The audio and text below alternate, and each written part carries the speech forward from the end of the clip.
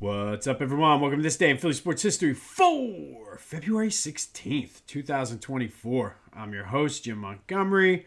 Welcome to a Feel Good Friday edition of it. It's been a long week. I don't know about you, and I guess the snow and all the other stuff mixed in, but a long weekend coming up for most of us, so looking forward to that. As always, let's start with a recap of yesterday's question of the day. I asked you, how are we feeling about the Phils' pitching situation going into the season? Everyone felt they needed to add an arm in one shape or another. 60% of you said a reliever, 40% said a starter. I do think a move is coming for another pitcher. I also think there's another bat coming, but we'll get more on that later as we get closer to the season and the position players get into camp. But I do think some of those moves that the Phillies have made, those recent signings that sort of just went under the radar, will help at various times as a spot. They have guys that can fill in as spot starters, long relievers, come in and fill if a guy goes on like a 10-day DL, or I guess it's IL now, whatever. But I do think I like the way and direction that the team is going and set up right now. But again, more on that as we get closer to the season, which leads me into the next housekeeping note. I've been giving you updates on Back to the Future all week, and if you haven't heard, I'm not retiring it officially, but what I am doing is sort of, if you've noticed, this podcast has sort of morphed over the past 6 months or so to become more of a longer form, and I've been covering a lot more of the things, and there was a lot of overlap I noticed back like near the end of the fall, early winter. There was a lot of overlap between the stuff I was covering on this day as well as the larger topics on Back to the Future. So I figured, why couldn't I just kind of infuse them into this, since I have this every day? The fact that I've been giving more in-depth sort of, I had somebody make a couple people actually make comments about that the news they get from here is better than the stuff that they get from the sports radio WIP and 97.5, because it's not, I don't have an agenda. I'm just giving you my opinion and the news on top of it. And I'm always making sure I'm factually correct as well, which I take pride in. So yeah, somebody even said like all the news, none of the bullshit. So as you can see, this is sort of morphed into, and obviously it's taken a lot more of my time. I don't want to get rid of Back to the Future though, because I do think things like Phillies season specials, preview of the Eagles, even like the schedule release for the Eagles, draft things, special playoff things for the Sixers. And then I also want to expand my interview repertoire as well. I've done a few over the course of the time I've had the podcast, but it's something I really want to focus on and really tie in. And this is where I've been saying about expanding and subscribing to the YouTube channel. This is where that helps, because it gives me more credibility with people when I'm saying, hey, why don't you come on my podcast? I have X amount of listeners. So that's really the reason why I want you to like and subscribe to this. But I am next week. So like I said, Back to the Future is not going away. It's just going to be for special occasions, and next week is going to be one of those occasions. I'm sitting down with Brian Michael of the a league apart. It's a very hard way to say it. A league apart exhibit, which examines the legacy of the Negro Leagues in Philly. Really looking forward to it. I had the opportunity to go down and check out the exhibit earlier this week. It's phenomenal. I actually learned a lot more and realized how interwoven the Negro Leagues were in the fabric of Philly culture. And that's even extended into South Jersey and the suburbs as well. Excuse me. So I'm looking forward to sitting down with him, going over and really talking about the exhibit and the history of the Negro Leagues in Philly, for that matter. So stay tuned for that at some point next week. I'll get that edited up and posted. But just to keep you in the loop of what's happening, I've been contemplating it for a while. And then after the start of the new year, it just made sense to just end it where it was. And then I'm going to restart it, like I said, again, maybe a few times throughout the year we'll have it. But it's all interwoven and tied together. And I want to make sure that the content is fresh.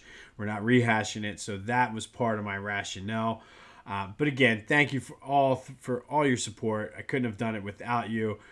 But be sure to subscribe to the YouTube channel if you haven't already. Jimbo_Mont.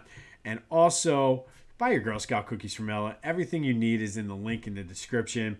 Her troop is working hard. They're going to be outside of the Acme up in Drescher this weekend on Sunday. So if you want to stop by Sunday and buy your Girl Scout cookies from Ella if you live in the area, I'm sure they would appreciate that. But hook them up. It's a great organization. And, I mean, the stuff that she's done in 6 months being a Girl Scout has been pretty cool. So hook a girl up. All right, Sixers. Heading into the All-Star break, they're a half game back of the Knicks for the 4 seed. Much needed, though. I mean, and Nick Nurse said as much, too. They need to regroup, reset, heal up, and they're off until Tuesday, so they have a nice long break here. And obviously, Tyrese Maxey will be playing in the All-Star game, participating in the three-point shootout, which will be fun to see. It's one of those things I remember even as a kid, the All-Star games, when you have a player that is participating, even for Major League Baseball and things. It's always fun to see your guys play against the best in the league. So looking forward to see what Tyrese can do in the game, as well as a three-point contest, which I guess they're making some tweaks. So one of those things, it's always exciting to watch some of the All-Star weekend festivities. Flyers suffered a tough one in overtime last night, losing to the Toronto Maple Leafs 4-3. This breaking news is in. The Flyers penalty kill is great. Probably, if not the best, top 5 in the league. Good. Like, that's what kept them in the game. I mean, they score shorthanded goals better than anyone in the league. So, again, I told you, this young team is fun to watch. Tortorella has them playing well. They battled back. They were down 3-1 in this game. Just got it sent to overtime. They're scrappy. All kinds of good stuff. So, tough one, ending that 5-game win streak, but hopefully they can get back in the win column this Saturday night up in New Jersey when they take on the Devils at MetLife Stadium for one of, I don't know if this, I guess there's a couple of them. I don't know if this is a stadium series. I don't think it's the Winter Classic because I believe that is New Year's or around New Year's. So, but again, they're looking to get back on track. All right, Phillies. Brandon Marsh spoke with the media yesterday, said it wasn't one specific event that really led to the knee surgery, just was some discomfort that he felt. He talked about things that happened back in 2022 as a possibility of things that just over time added on to his knee. But he said his recovery is going well. He was out working out, not anything strenuous, with a knee sleeve on. Right now, it's just a matter of getting the swelling down. There's no doubt in his mind that he'll be ready for opening day, so that is good. I personally hope he's ready for a couple spring training at-bats to get his timing and everything, because I know the Phillies are looking to get off to a hot start this year, and they're going to need everybody ready to go and hit the ground running. But good news from Marsh yesterday. And then everything else was just kind of, we're second day of spring training, so it's a lot of silly things. It was good to see Charlie Manuel at practice yesterday, hanging around the batting cage, working with some guys. Always one of my favorites, and I love that he is one of those guys that came in. The radio stations were ripping him. He was a bumbling idiot, blah, blah, blah, blah, blah. And I love that he came in, proved them wrong, and is just a fan favorite and ultimately a legend here in Philly. But that kind of leads into the next couple stories. Excuse me. Just the stuff, and it goes back, and I mentioned that I was joking around, like all the news, none of the bullshit. But like they're talking about the Phillies song and whether or not they should play Dancing on My Own. And quite frankly, who cares? Like, they're going to play what they want to play and have their, like, you're not on the team. So they're going to do it. And, like, the fact that this was the topic of conversation is just, ugh. But again, you can listen to the radio on your drive, or you can just go right on Spotify, Apple Podcasts, whatever, and listen to me. And again, you get all the news, none of the bullshit.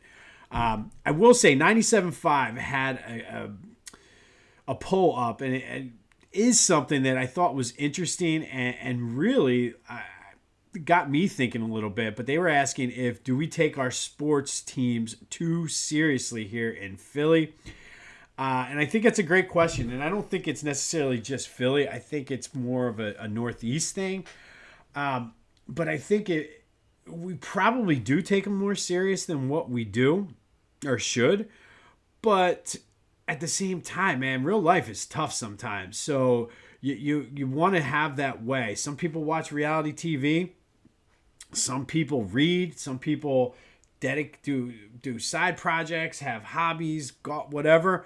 Most of us here, we get into our sports teams as a way to escape reality and unwind and just forget about things. So when they're not providing that entertainment and they're causing even more frustration and anger and just not giving you that way to relax, yeah, people are going to get a little worked up and upset. I mean, things were going great when the Eagles were 10-1. Fast forward to 8 weeks later, it was not good. It was not good. And then you throw the fact that Joe got hurt, the Sixers went in the tank, the Flyers are going on the tank.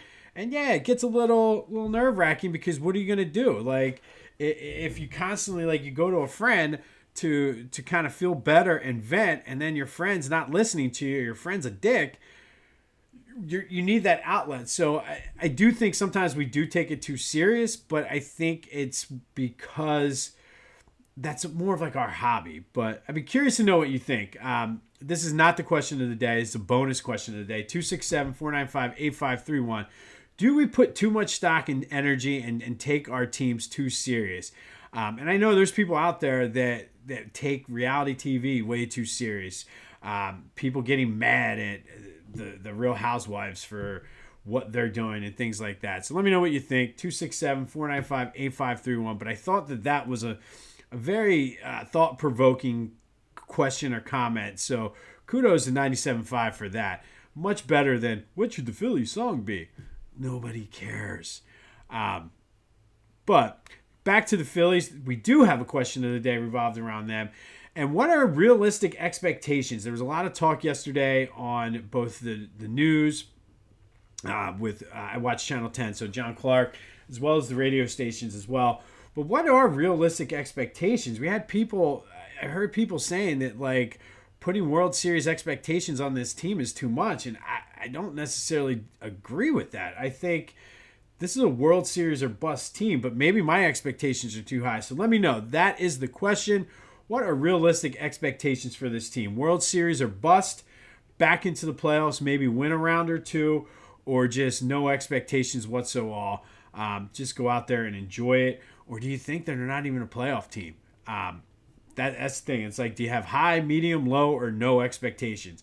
Let me know what you think. 267-495-8531 on the voice and text line. Hit me up on social media, Twitter and TikTok, Jimbo_Mont. Instagram @PhillyJimbo. Let me know what you think. I mean, I personally think this is a World Series or bust team.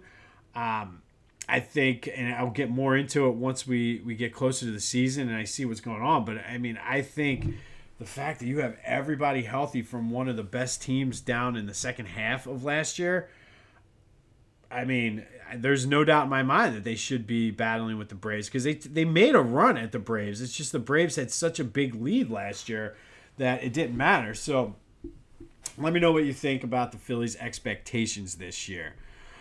You know who will always exceed your expectations? That's Philly Goat. I mean, go get your Phillies gear ready for the season. They have Fanatic stuff, Bryce Harper stuff, Ring the Bell, and the Believe, more importantly. Do we believe in this team? If you believe, buy a Believe shirt and then buy some of the Schmitties to go and match that, or even the fans. Whatever you got to do, go to phillygoat.com. They have you covered for all of your Philly sports apparel needs, or Philly-centric for that matter. If you're not a 4for4 person, but you live in Delaware County, you want to show your Delco pride, they have Delco shirts. They have every other neighborhood you can think of in the city.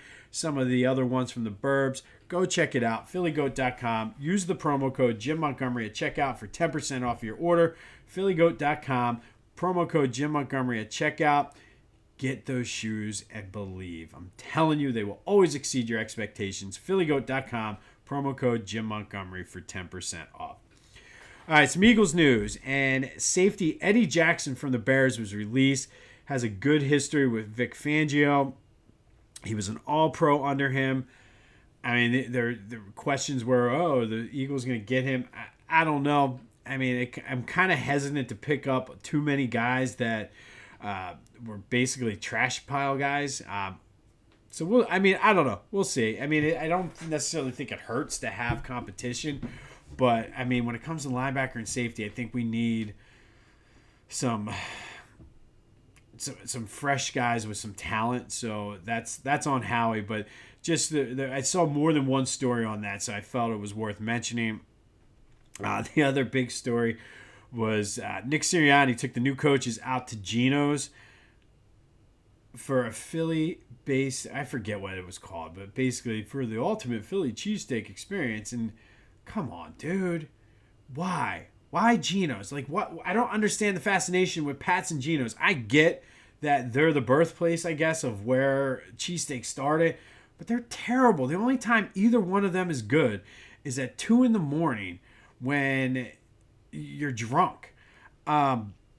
There's so many. I mean, you in Philly, and everybody has their own. I'm not going to go into like what's your favorite cheesesteak place because everybody has their opinion. I finally found a good place, and I never really did. I forget whether I mentioned this or not. The place around here, I finally found a good suburban cheesesteak. I've been trying for so long, and I do think like we're cheesesteak snobs here in Philly, but I don't know, man. You can go to any neighborhood place in the city, like 8 different places in Roxborough that were not D'Alessandro's had good cheesesteaks. So I think it's more of a tourist trap, but come on, Nick. You've been here long enough to know. Don't go to Pat's and Geno's. Come on, dude. Be better. Like, the best. The internet is undefeated. I saw somebody on Twitter say, what's he trying to do? Run them out of town? And that's the truth. And truthfully, if you want a true Philadelphia sandwich, I would go for a roast pork sandwich anyway. But hey, what do I know? But if you want to add to another bonus, what is your go-to cheesesteak place? Mine was always Chubby's. Everybody talked about D'Alessandro's. I was a big fan of Chubby's, which was across the street. And they had parking, which always helped. And the line was not nearly as long. But Chubby's was always good. You went golfing at Walnut Lane. Go over, have a beer at Chubby's. Grab a cheesesteak. Couldn't be beat. But that's me. Let me know. What's your favorite cheesesteak pick? I will say Verona Pizza in Maple Glen has the best in that I've tried so far in like the Upper Dublin area. They have the best, hands down. Verona Pizza. I'll give them a free shout out. Maybe they'll hook me up if they're listening. I did leave a business card there when I was there. But hook me up with some free cheesesteak. So if you're in the Upper Dublin area, go buy your Girl Scout cookies from Ella on Sunday at the Acme, 12 to 1, and then go grab a cheesesteak at Verona Pizza in Maple Glen. But let me know, what's your go-to cheesesteak? I can't believe he took them to Geno's, man. Like, ugh. Anyway, go check out my boys at Clashing Conference Podcast. They had their season finale this week, kind of wrapped up the season, looking ahead to next year. They did a great job this season over there. I keep mentioning it, but it was a fun time being on there with them. So go check out the Clashing Conferences podcast, wherever you get your podcasts, as well as on YouTube. All right, today we're going to go back to 1970. And on this day in 1970, I'm just going to apologize to my dad right from the beginning. He's a huge Muhammad Ali fan, but I apologize, Dad. Joe Frazier took on Jimmy Ellis for the undisputed heavyweight championship. Frazier had won the New York State Athletic Commission title and was recognized by them and a couple other places as the heavyweight champion after he beat Buster Mathis in 1968. Meanwhile, all of this was while Muhammad Ali was stripped of his title and lost his boxing license. The WBA sponsored a tournament to name a champ to take the title that Ali was stripped of. Joe Frazier, to his credit, did decline to be in this tournament, protesting. He said Ali should not have been stripped of the title, and I think that piece of the whole Ali-Frazier rivalry often gets overlooked, that he had Ali's back when he was stripped of the title. Jimmy Ellis won that title. And then, I guess, realizing and seeing the writing on the wall, Muhammad Ali officially retired, which allowed for Jimmy Ellis and Joe Frazier to have a unification bout for the undisputed title. Because once Ali officially retired, or I don't know if he officially retired, he said, "I'm never going to fight again," which basically said, okay, since he retired, we can name an undisputed champion. So that set up this fight at Madison Square Garden, February 16th, 1970. Jimmy Ellis versus Joe Frazier for the undisputed heavyweight championship of the world. Jimmy Ellis came out throwing bombs, which was not expected. To his credit, Joe Frazier did regroup and just came out on fire in the second round, started pounding Jimmy Ellis's body, worked the body. I forget who, maybe it was his trainer or somebody made the comment that if you destroy the body, the head will fall, and Frazier took it to heart and just came out and pummeled Jimmy Ellis, knocked him down twice in the fourth round. It was the only time Jimmy Ellis had been knocked down in his career up until that point, which he got saved by the bell at the end of the fourth round. Angelo Dundee, who was Ellis's trainer, would not let him come out, giving Frazier the undisputed heavyweight championship by corner retirement and basically ending all claims to different championships. Joe Frazier was the recognized heavyweight champion of the world. Frazier would go on to successfully defend the title 4 times, including a 15-round unanimous decision over Muhammad Ali in the fight of the century. He would lose to the fight to George Foreman, the iconic "Down Goes Frazier." And then Frazier and Ali would fight 2 more times, with Ali winning both of them. But Muhammad Ali and George Foreman are the only 2 boxers to defeat Joe Frazier, which I think is another thing that often gets lost in the whole back in the 70s, late 60s, early 70s heavyweight boxing. Joe Frazier only lost 4 times, 2 to Ali, 2 to Foreman. Other than that, he was undefeated. But on this day in 1970, it was Joe Frazier making Jimmy Ellis retire in the 5th round to unify the heavyweight championship of the world and become the undisputed champion of the world. He would successfully defend 4 times before losing to George Foreman. But Philly's own Joe Frazier became heavyweight champion of the world on this day up in Madison Square Garden in 1970. All right, and finally today, our Philly Sports Black History Spotlight. We take a look at Wali Jones, who was a guard out of Overbrook High, went to Villanova, was 2-time Big 5 Player of the Year, 3rd-team All-American as a senior. Excuse me. He was drafted in the 3rd round in 1964 by the Detroit Pistons, who then traded him to Baltimore to play for the Bullets before the beginning of the season. He was on the NBA All-Rookie team and then was traded that offseason to the Sixers. And in 1965-1966, he was a role player on that team. And this was Wilt's first year, so they were kind of getting a feel. We talked about that the other day when Wilt had his 40-20-10 game. But the following season, we all know what happened. During the 66-67 season, Wali Jones became the starting point guard when Larry Costello tore his Achilles tendon. And Wali Jones excelled in the position. He ended up playing a key role in that championship run. In Game 1 of the NBA Finals, he scored 30 points, had 10 rebounds, and had 8 assists for the entire Finals. And we know the Sixers beat the Warriors that Finals. He averaged 20 points, 3.5 rebounds, and 5 assists. Obviously, it was all about Wilt, but Wali Jones played such a great key piece to that 66-67 Sixers championship team. Wali is in the Villanova Hall of Fame, the Big 5 Hall of Fame, and the Philadelphia Sports Hall of Fame.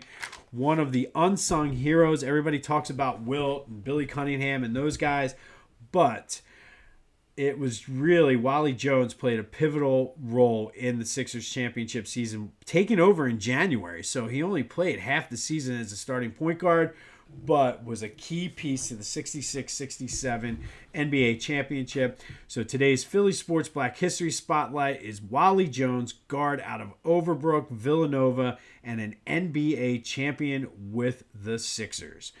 On this day back in 1970, Joe Frazier forced Jimmy Ellis to retire to win the undisputed heavyweight championship of the world up in Madison Square Garden. Again, I apologize, Dad. I know you're an Ali guy, but this is a Philly-based podcast, and Joe Frazier is a Philly legend, even though he was born in South Carolina. Be sure to check out my boys at the Clashing Conferences. They do a good job over there. It's their season finale. Let me know what you think about the Phillies' expectations. Is it World Series or bust? Playoff is enough. They're probably not going to do anything, or do you not have any expectations? 267-495-8531. Leave a voicemail. Send a text message. Let me know what you're thinking. Give me your cheesesteak, too. Please don't tell me Pat's or Geno's. I'm going to respectfully ask you to leave if you do. Let me know also what you're thinking about... Excuse me. What was the other question? I know the Phillies playoffs.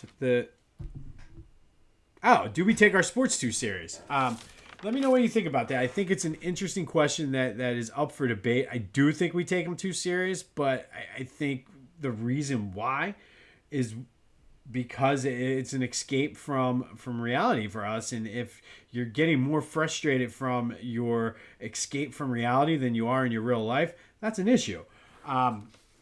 Which I think I just played both sides of the fence there. But let me know what you think. Do we take our sports too serious? What are your expectations for the Phillies is the official question of the day. And give me a good cheesesteak place. I'm telling you, Verona Pizza around here in Maple Glen is good. It's still not as good as the places in the city. Don't get me wrong. But let me know what you think. It is Friday. It's supposed to snow again tomorrow morning. But then I'm telling you, spring is around the corner. Just think of the pop of that ball in the glove. Go have a Friday. This has been This Day in Philly Sports History. I'm Jim Montgomery. And until next time, I'll see you when I see you.